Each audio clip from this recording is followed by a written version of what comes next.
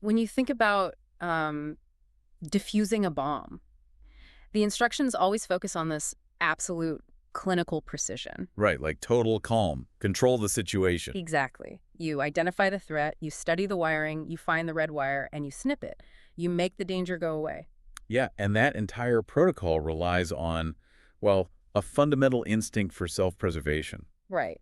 It assumes the person holding the wire cutters actually wants to live. It assumes the technician looks at the explosive and sees a threat, rather than an opportunity. But imagine what happens if the bomb technician doesn't actually want to stop the countdown. Oh, wow. Yeah.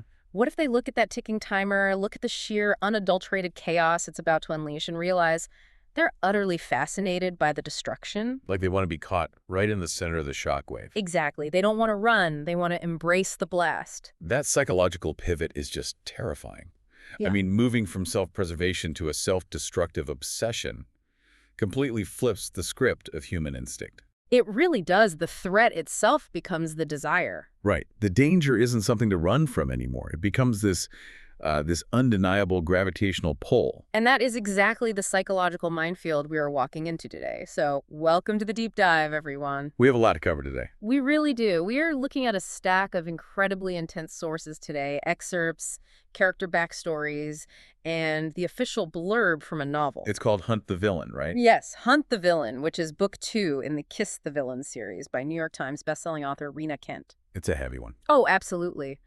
Our mission for you today is to plunge into the mechanics of the dark mafia romance genre. And we really need to unpack the extreme psychology of the enemies to lovers trope here. Yes, specifically looking at how the author uses violence, organized crime politics, and forced proximity to build this narrative of total obsession. We're going to decode the chaotic, highly violent dynamic between our two main characters. Von Morozov and Yulian Dimitriev. We're going to figure out what makes this particular story tick. But before we go any further, I think it's crucial to establish the tone of the material we're exploring. Yeah, good call. Give us the warning label. Right. So if you are expecting a standard romance where the biggest conflict is like a misunderstanding over a text message. Or a missed dinner reservation. Exactly. If that's what you want, you really need to recalibrate. The stakes in this universe are literal life and death. We are looking at incredibly heavy themes here. Very heavy. Systemic childhood abuse, deeply ingrained homophobia within a rigid mafia structure, and characters who express their most vulnerable emotions through physical violence. It's a landscape where the line between hunting a monster and falling for one gets violently blurred. Irrevocably blurred. Okay, let's unpack this, because the setup alone is basically a powder keg. It really is. We have 2 rival heirs to the strongest branches of the Russian mafia operating in the U.S. New York and Chicago, right? Yep. Von Morozov is the heir to the New York Bratva, and Yulian Dimitriev is the heir to the Chicago Bratva. And they don't exactly meet in a boardroom to discuss territory lines. No, not at all. They're shoved together in this bizarre, highly stressful environment. Yeah, the story initiates its core conflict with a flashback. It sets the foundation for their entire dynamic. It's 4 years prior to the main events of the novel, right? Exactly. The characters are 15, maybe 16 years old, and they're sent to a summer camp in the Adirondack Mountains. But calling it a summer camp is a massive stretch. A gross misnomer. I mean, there is no canoeing or arts and crafts here. No making friendship bracelets. Definitely not. It is this highly monitored, isolated crucible. Designed by the leaders of the New York and Chicago factions, right? To force a temporary truce between the kids. Right, which goes about as well as you'd expect when you put a bunch of teenage mafia heirs in the woods. With no electricity after dark, it's a recipe for disaster. It really is. And our introduction to Vaughn tells us everything we need to know about his psychology at this stage. He's 15, methodical, and completely rigid. Yeah, the sources describe him immediately scanning the cabin when he arrives. He isn't looking at the scenery at all. No, he is noticing the hidden, blinking cameras embedded in the wooden walls. He's sizing up the enemy guards, analyzing their weaponry, trying to reverse engineer their supply chains. He literally views the entire camp as a, quote, clusterfuck. He is a kid who has been trained since birth to be the perfect, untouchable prince of the New York underworld. Yeah. Contrast that meticulous control with the introduction of Yulian. Oh man, Yulian. If Vaughn is the structured prince, Yulian is the jester who brings a live weapon to court. The very first action we see Yulian take is rolling a fake explosive device into the neutral zone. Just right between the heavily armed New York and Chicago guards. Yes. He does it purely to see what happens. Just to test their reaction time, to create chaos. He's described as covered in dirt, his lip is busted, and his clothes are torn. Think about the chemistry of that interaction. It's like a binary chemical weapon. That's a great way to put it. Vaughn is perfectly stable but highly pressurized. He operates on rules and cleanliness. He even tells Yulian, when Yulian offers a dirty hand to shake, he says, "I don't touch unclean things." Which is such a wild thing for a 15-year-old to say. He refers to Yulian in his internal monologue as a human migraine. A human migraine. That's so telling. Because Yulian is a volatile compound. Right. Keep them apart, they function fine in their respective mafia roles. But the second you let them mix in the same enclosed space, you are guaranteed an explosion. And the author, Rina Kent, immediately establishes these physical and psychological contrasts. She really does. She physicalizes Yulian's internal paradox brilliantly. With his eyes, right. Yes. Yulian is described as having mismatched eyes. One pale blue, the other dark brown. It's a striking visual representation of his fractured duality. Exactly.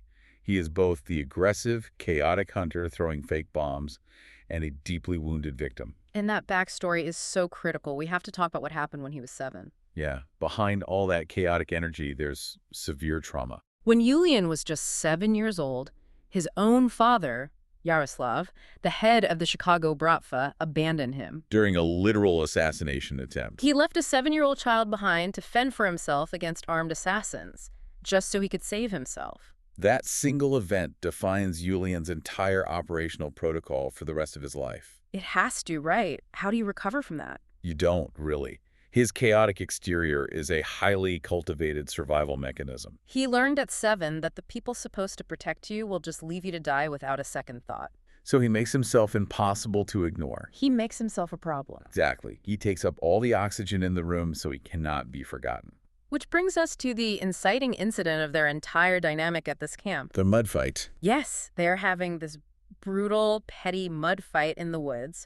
Again, the pressurized compound and the volatile element clashing. And then an actual sniper attack happens. Real bullets start hitting the trees around them. And here's where the psychology gets so twisted. I really have to pause and examine the logic of this moment. Let's do it. Because Yulian has spent the entire duration of this camp mocking Vaughn. He calls him Mishka purely to annoy him. He constantly pushes Vaughn's buttons, but the absolute second the bullets start flying from an unknown sniper, Yulian instinctively shoves Vaughn out of the way. he takes a literal bullet in the side for a guy he claims to despise. That's wild. I mean, imagine you've been raised your entire life to believe weakness equals death, and your own father left you to die. Right. Why would you sacrifice yourself for the snobby, untouchable kid from New York? Well, looking closely at the sources, that split-second decision speaks to the profound depth of Yulian's trauma. How so? Yulian's action is born from a tragic lack of self-preservation. Going back to the bomb defusal metaphor. Exactly.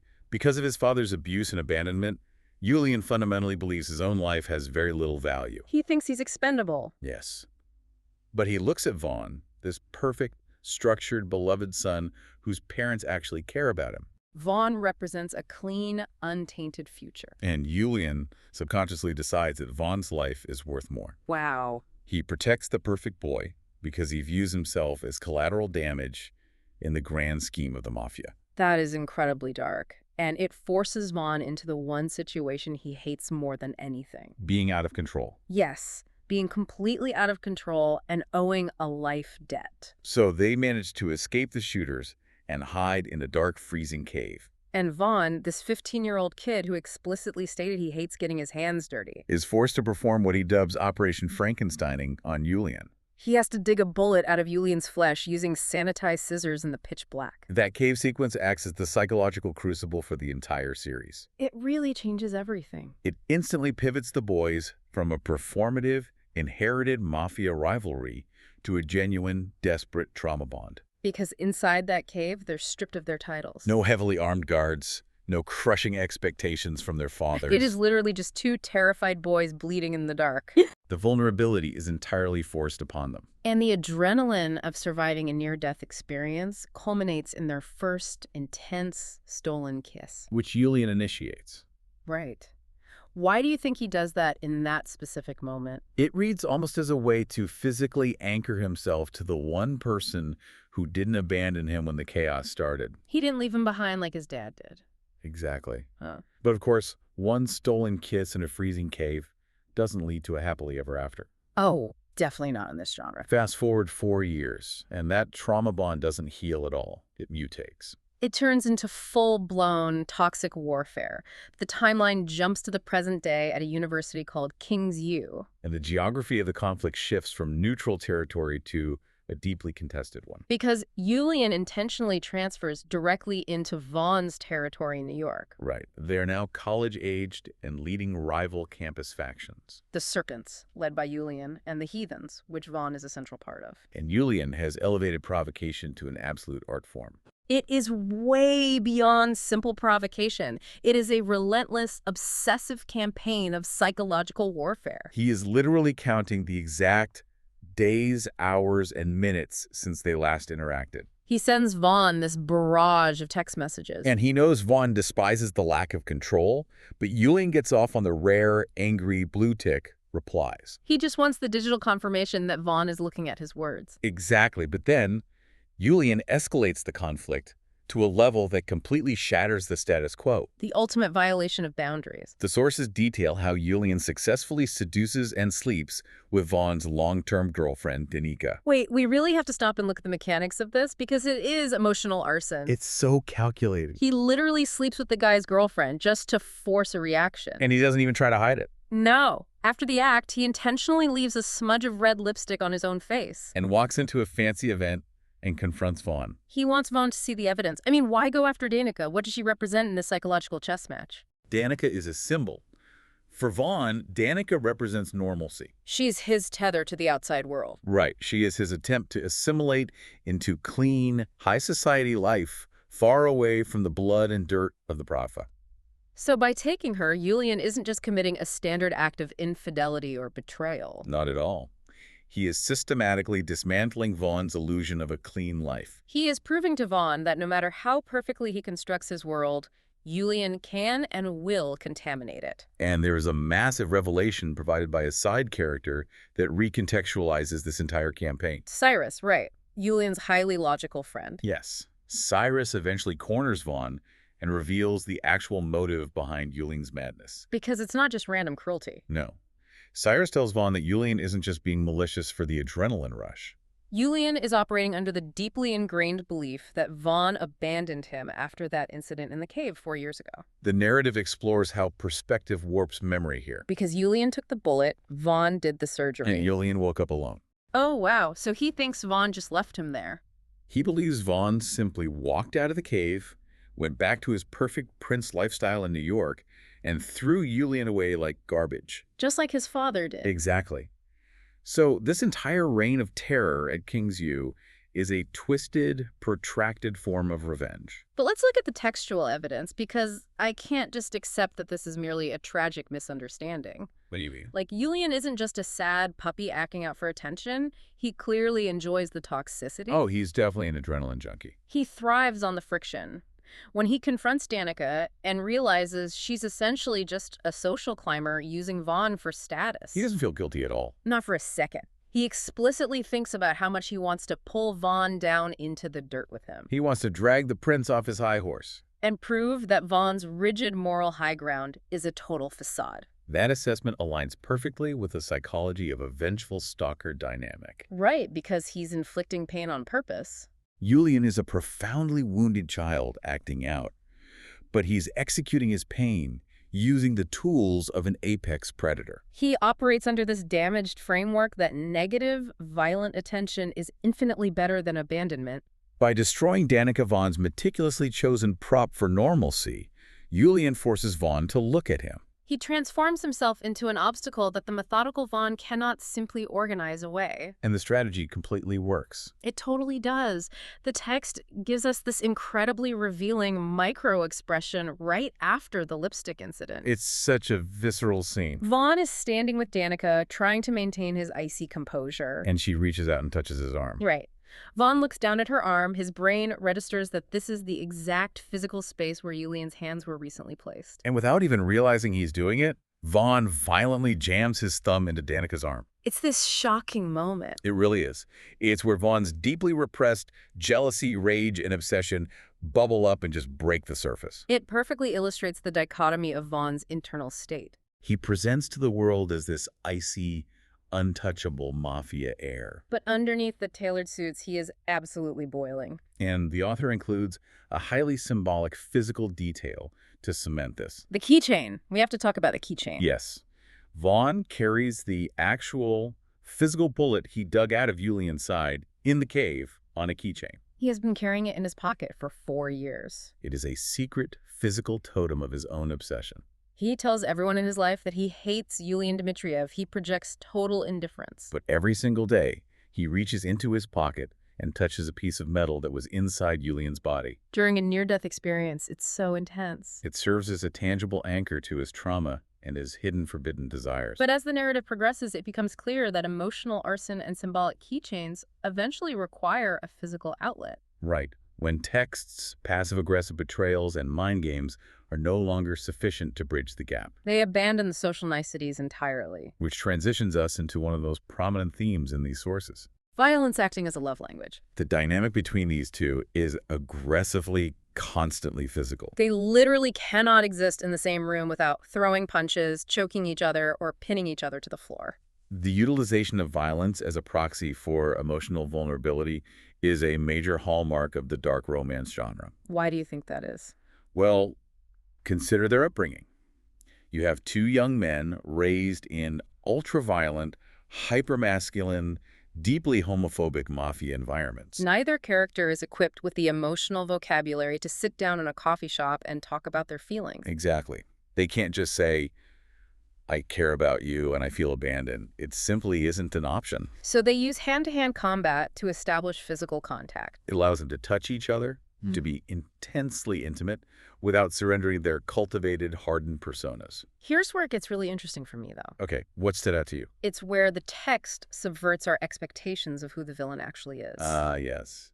The woods scene. We get this incredibly vivid, cinematic scene during a masked initiation ritual out in the woods. Yulian is running through the trees, participating in this college secret society hunt. And he realizes Vaughn is out there tracking him. Vaughn is wearing a neon stitch mask, completely hiding his perfect princely face. And what does the methodical clean freak Vaughn use as a weapon? A thick, heavy metal chain. He throws the chain around Yulian's neck and literally drags him through the dirt. And we really must look closely at Yulian's internal reaction in that specific moment. Because it isn't fear. It isn't panic. He isn't trying to escape. The text explicitly states that Yulian finds the experience intoxicating. He actively wants to be overpowered and dragged by Vaughn. The irony is just dripping from the page here. Because Vaughn is the one who constantly preaches control and perfection. But the absolute second he puts on a mask and drops his societal filter. He's the one initiating the choking. He is the one utilizing a literal chain to assert dominance.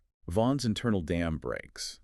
And when it does, the source material suggests he is actually darker than Yulian. More possessive and more unhinged than the chaotic guy who rolls fake bombs into crowds. The author is masterfully utilizing the physiology of a fight-or-flight response to mimic romantic and sexual arousal here. How does that work from a psychological standpoint? In terms of neuroscience, the bodily responses to intense fear and intense sexual arousal are remarkably similar. Really? Like the physical symptoms? Yes. You have an elevated heart rate, rapid and shallow breathing, pupil dilation, a massive rush of adrenaline. That makes so much sense. Kent blurs those lines entirely for the reader and the characters. The physical threat is indistinguishable from desire. And the sensory details in the text really hammer that physiological blurring home. When they fight, it's never described as clinical, detached violence. It's a total sensory overload. Right. During a struggle, Yulian focuses on the woodsy scent of cedar and lemon coming off Vaughn, while Vaughn is actively pinning him by the throat. Later, there's the metallic taste of blood when Yulian is fighting Nikolai in the boxing ring. Nikolai is this massive brute from the heathens, right? Yes, and Yulian is literally getting his face bashed in. Spitting blood onto the canvas, taking severe punishment purely to bait Vaughn. Because Vaughn is hiding anonymously in the crowd. And Yulian just wants to force him to reveal himself. Yulian's time in the boxing ring is a performance of endurance designed entirely for an audience of one. He is essentially communicating through pain. saying, "Look what I am willing to suffer just to make you look at me." And these physical altercations frequently blur directly into extreme sexual tension and aggressive kissing. The combat is the foreplay. It is the only mechanism they have to break down the massive defensive walls they've constructed. But while they are busy fighting each other in the woods and playing these twisted college games, The deep dive sources reveal that the actual adult mafia world is closing in around them. and it raises the stakes from collegiate brawls to actual systemic warfare. To understand the final act of the novel, we really have to zoom out. We need to look at the macro politics of the Kiss the Villain universe. The sources reveal a massive twist regarding that sniper attack at the summer camp 4 years ago. Right, because for the entire narrative, Vaughn and Yulian believed it was a random splinter faction. Or perhaps a sadistic test designed by their own fathers. But Yulian's sister, Alina, uncovers the actual paper trail. Alina discovers that Levian Markov, a rising, incredibly dangerous star in the Boston Bratva, orchestrated the hit. At the summer camp, Yeah. And he didn't do it because he cared about New York or Chicago. he ordered the sniper attack to destabilize his own older brother's leadership within Boston. By creating chaos between the other two factions. And the ultimate kicker, Levian is now arranging to marry Alina to secure a massive political alliance with the Chicago Bratva. it is a brilliant expansion of the narrative scope by the author. Because using the Boston Bratva twist contextualizes Vaughn and Yulian's localized struggle. It violently demonstrates that for all their campus posturing, their gang fights, their mind games, They were ultimately just pawns in a much larger, much older game of chess, it diminishes the importance of their college rivalry. and forces them to face the terrifying reality of the criminal underworld they're slated to inherit. Arranged marriages and targeted assassinations are the actual currency of their world. And that reality is brutally unforgiving. Because right as this Boston alliance is forming, Yulian receives a summons From his abusive father, Yaroslav. demanding he return to Chicago immediately. And Yaroslav hasn't summoned him for a family dinner. No, he has obtained a photograph. A very clear photo of Yulian and Vaughn kissing. This is the juncture where the narrative drastically shifts genres. It really does. It moves away from dark romance tropes and descends into stark survival horror. The systemic homophobia of the Bratva serves as the ultimate external antagonist in the story. Because in their highly traditional, orthodox criminal world, being gay isn't just a point of gossip. It is an automatic, non-negotiable death sentence. It is viewed as a fundamental weakness that threatens the hypermasculine structure of the entire organization. Think about the weight of that trap for a second. Imagine you've been raised your entire life in a family business where quitting gets you killed. Right. Now imagine the one person who saw you at your weakest, the one person you are dangerously obsessed with. Is the exact person whose touch will sign your death warrant. The true monster they are hunting in this book isn't each other anymore. It's the oppressive, violent, bigoted system they were born into. And Yaroslav uses this photographic evidence to exact horrific punishment. He doesn't just disown Yulian. He violently tortures him. The descriptions in the text are deliberately visceral and grounding. Yulian wakes up to icy water being thrown in his face. He is chained up in the basement of his family estate. And his father displays the photo before inflicting severe, life-threatening physical abuse. This sequence completely strips away the insulated collegiate antics. It serves as a brutal reminder to you, the reader, that these aren't just frat boys playing alpha male games. They are prisoners trapped within a terrifying, lethal reality. The juxtaposition is incredibly jarring. You go from Yulian and Vaughn wrestling in a college dorm room over a cell phone, To Yulian's ribs cracking under his own father's boots. and Yulian, the guy who never gives up, the guy who fights massive brutes in the ring for fun, The guy who laughs at fake bombs his spirit finally begins to break. because he realizes his father is not going to stop. Yaroslav will either kill him outright or torture him until there is nothing left but a shell. Which forces the meticulously controlled Vaughn into a corner. He must make a definitive, life-altering choice. Vaughn has spent the entire duration of the book trying to maintain his perfect, icy facade. He has been agonizingly trying to balance his inherited duty to the New York Bratva with his consuming obsession for Yulian. But with Yulian trapped, bleeding, and broken in Chicago, Vaughn can no longer straddle the line. The illusion of control is gone. And Vaughn finally makes his choice. He goes to his father, Kirill, who holds the title of Pecan, the supreme boss of the New York faction. And Vaughn demands an army. He wants soldiers to march on Chicago to save Yulian. Now Kirill, acting as a pragmatic mafia boss, refuses to start a full-scale, bloody mafia war over his son's secret romance.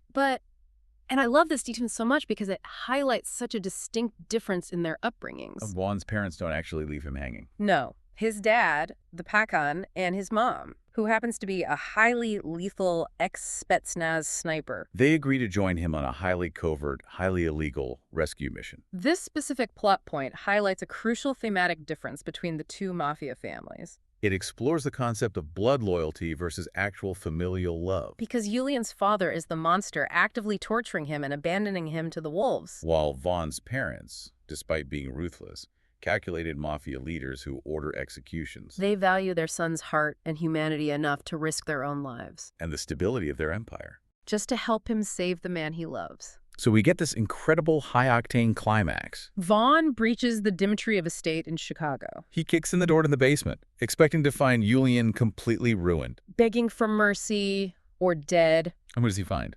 Yulian is beaten bloody, he is chained to the wall, he can barely see. But he looks up at Vaughn standing in the doorway and immediately starts making jokes. He smiles through the blood and calls Vaughn his grim reaper. It is the perfect encapsulation of Yulian's relentless resilience. Even at death's door, staring down his abuser, his primary defense mechanism remains humor and provocation. But more importantly, it is the exact moment Vaughn's character arc is fully realized. Yes, because Vaughn doesn't roll his eyes. He doesn't tell Yulian to be quiet or act rationally. Vaughn drops the mask of indifference entirely. He walks up to the man he has spent 4 years claiming to hate, grabs him, and aggressively, territorially claims him right in front of the enemy. He says, "You're already fucking mine." The rigid control is completely gone. The prince is fully embracing the chaos. The psychological growth for both characters in that basement is massive. Vaughn permanently abandons his perfect heir persona to embrace this covert, unauthorized rescue mission. That breaks every single rule he was rigorously taught to uphold. And Yulian's growth is, finally, for the first time in his life, allowing himself to believe that someone will actually stay for him. He spent his entire life expecting abandonment, pushing people away before they could leave. And Vaughn crossed the country and fought through an armed estate to prove him wrong.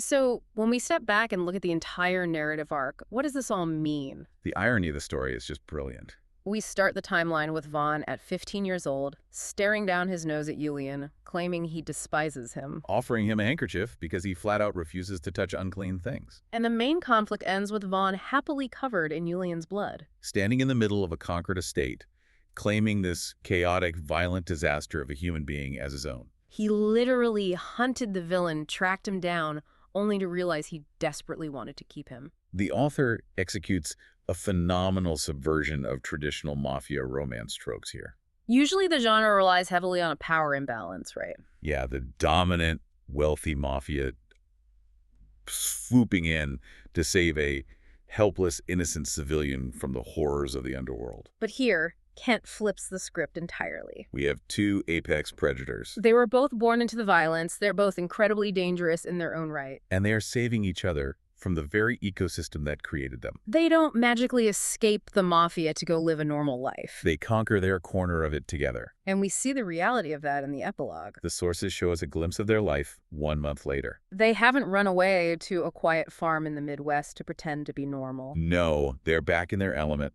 surrounded by their core group of friends, the heathens.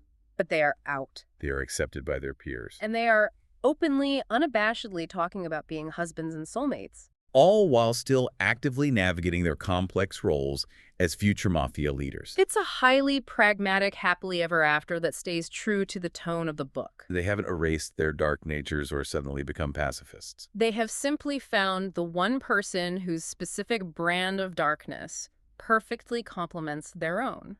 The binary chemical weapon has found a way to exist in equilibrium. So as we wrap up this exploration into the dark and twisted world of the Bratva, It's been quite a ride. if you find yourself feeling overwhelmed by the dynamics of your own life, maybe you had an argument with your partner about the dishes. Or the stress at work is just piling up. Just take a deep breath and remember, at least you aren't trying to date the volatile heir to a rival crime syndicate. Who expresses his affection by blowing things up, sleeping with your significant other, and baiting you into physical combat. The contrast certainly provides an important perspective check on everyday relationship struggles. It really does. But stepping back, it also reminds us why this specific subgenre of dark romance is so incredibly popular and compelling. Because it takes our most basic, universal human desires. The deep need to be truly seen. The desperate hope to be protected when we are vulnerable. The wish to be chosen unconditionally despite all of our deepest, ugliest flaws. And it turns the volume on those desires up to a deafening life-or-death level. It strips away the mundane and makes the emotional stakes incredibly visceral. I think the real takeaway here, the thought that lingers in your mind long after the final page is turned, is a question about how we present ourselves to the world. That's a great point. We spend so much time in real life trying to polish away our rough edges. We try to present a clean, controlled, highly curated version of ourselves for the people we love. Or the people who want to love us. We desperately want to be the perfect partner. But Hunt the Villain suggests something radical, something that challenges that instinct. What if the darkest, most chaotic parts of you aren't actually things that need to be hidden? What if those sharp, dangerous, unpredictable edges are the exact pieces someone else is frantically looking for to complete their own puzzle? It really makes you wonder, when we dive into these extreme stories of obsession and survival, are we simply hunting monsters for entertainment? Or are we just looking for a mirror? That is definitely a thought to keep you up at night. Because at the end of the day, when you look at that ticking bomb in your own life, Maybe you don't want to diffuse it at all. maybe you just want to see what happens when the timer hits 0. Thanks for exploring the fallout with us on this deep dive. Catch you next time.